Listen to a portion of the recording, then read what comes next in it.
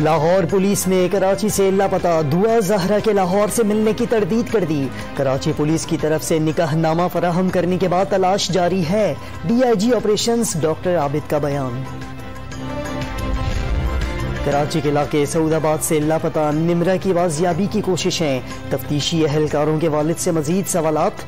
Police ने defence बदर commercial से एक शख्स को हिरासत में लिया था।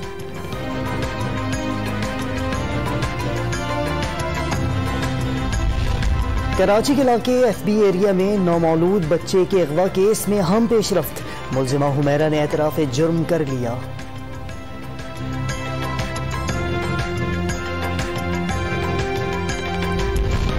फॉरेन फंडिंग केस का फैसला 30 दिन में करने का हुक्म मुअत्तल। इस्लामाबाद हाई कोर्ट के 2 रुकनी बेंच ने तहरीरी हुक्मनामा जारी कर दिया।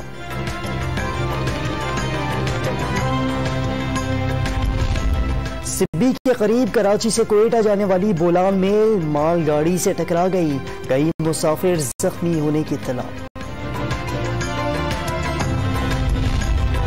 पंजाब के कई शहरों में डीजल की दूसरे रोज भी किल्लत। कई मुकामात पर ब्लैक में फरोख्त। बहावल नगर, साहिवाल और टोबाटेक सिंह में गंदम की कटाई के दौरान ईंधन न मिलने पर किसान परेशान।